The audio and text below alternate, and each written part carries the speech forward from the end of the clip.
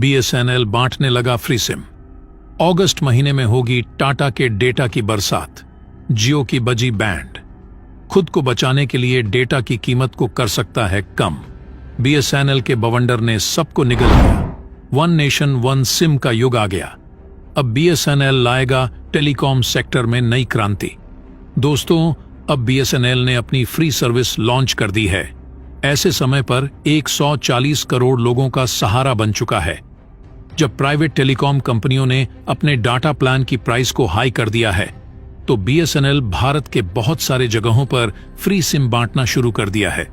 BSNL को यह पता चल गया है कि यह एक ऐसी गोल्डन अपॉर्चुनिटी है जो टेलीकॉम कंपनियों में सबसे टॉप पर पहुंचा सकती है। जैसा कि हम सबको पता है कि इस समय जियो, एयरटेल और वीआई ने 10% से लेकर के 27% तक टैरिफ का दाम बढ़ा दिया है। यानी जो प्राइस है वो हाइक हो गई है, बढ़ चुकी है जियो, एयरटेल और वीआई की, और इसी का फायदा बीएसएनएल अब लेना चाहती है। इसलिए बीएसएनएल एक्शन में आ गई है। लोगों को अपनी ओर आकर्षित करने के लिए बीएसएनएल अब तो फ्री सिम तक बांट रही है।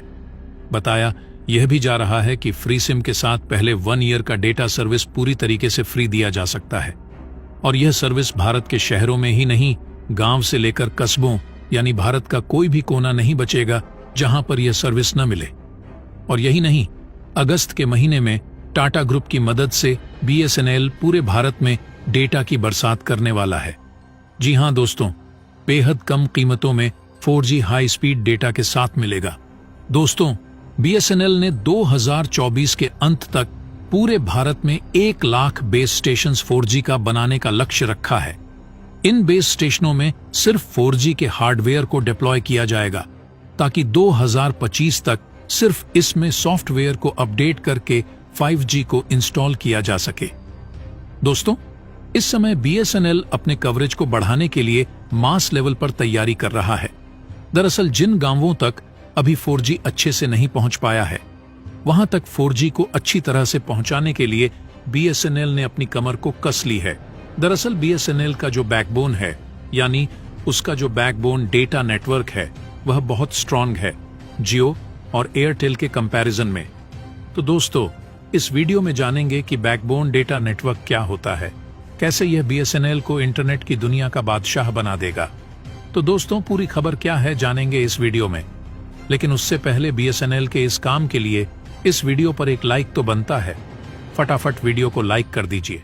दोस्तों, अगर बीएसएनएल 4G हर जगह अच्छे से पहुंचा देता है, अच्छी खासी स्पीड लोगों को दे देता है, तो दोस्तों मान के चलिए जिस कीमत पर बीएसएनएल ऑफर कर रहा है, उस कीमत पर अगर 4G अच्छी तरह से रोल आउट हो गया पूरे भारत में, तो दोस्तों डेफिनेटली जियो, एयरटेल और वीआई को अपने टैरिफ प्राइस को कम करना ही पड़ेगा, वरना उनका खेल खत्म हो जाएगा। देखा जाए तो इस समय सबसे ज्यादा यूजर बेस जियो के पास है, उसके बाद एयरटेल और फिर वीआई, और सबसे लास्ट में बीएसएनएल का नंबर आता है।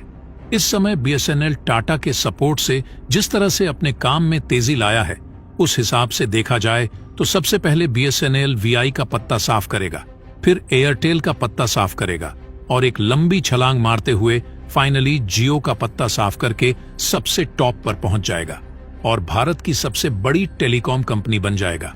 दोस्तों, क्या कभी आपने सोचा है कि आखिर इन टेलीकॉम कंपनियां, वो चाहे बीएसएनएल हो, एयरटेल हो या वीआई ही क्यों ना हो, इनके पास इंटरनेट आता कहां से है? तो दोस्तों आपको बता दें, अगर बीएसएनएल की बात करें तो बीएसएनएल की इंटरनेट कनेक्टिविटी अलग अलग माध्यम से आती है। सबसे पहला under water submarine fibre optic cable.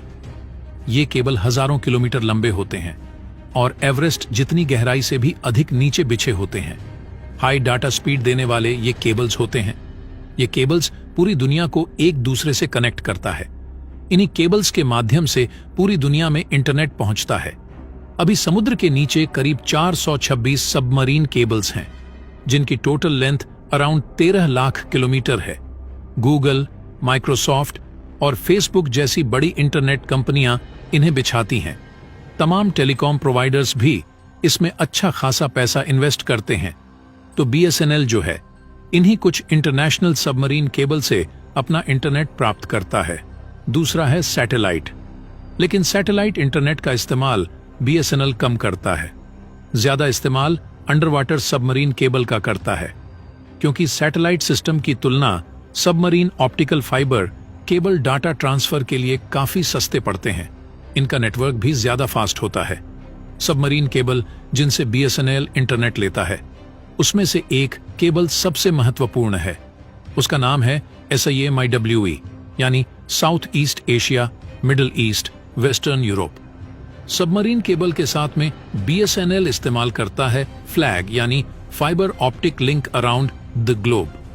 इस तरह इन दो तरीकों से बीएसएनएल इंटरनेट की दुनिया से कनेक्ट हो जाता है। अगर जियो की बात करें तो जियो भी सबमरीन केबल से इंटरनेट लेता है, लेकिन साथ ही साथ केबल्स डालने का भी काम करता है। नए केबल्स को डालकर भारत की कनेक्टिविटी दूसरे देशों के साथ करने के लिए अलग से पैसा कमाता है, यानी जियो दो तरीके से पैसा कमाता है। वहीं बीएसएनएल केवल इंटरनेट कनेक्टिविटी देता है, केबल डालने का काम नहीं करता है।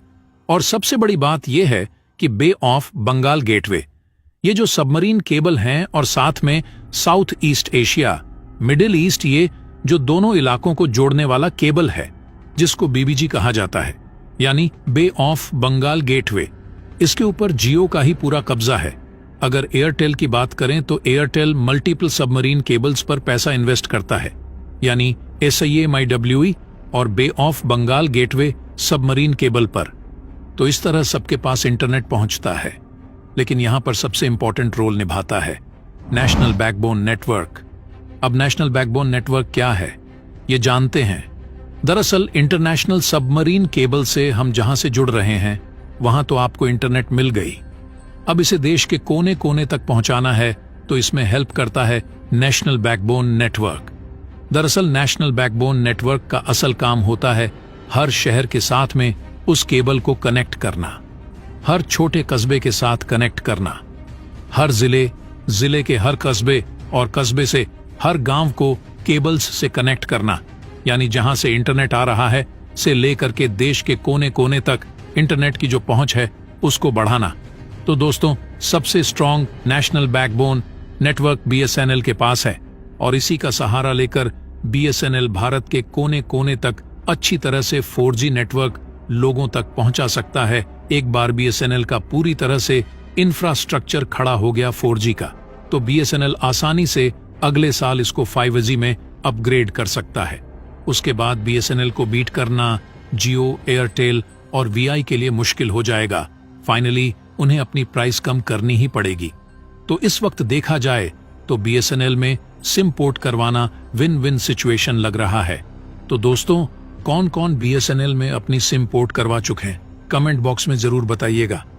तो दोस्तों, जय हिंद, जय भारत।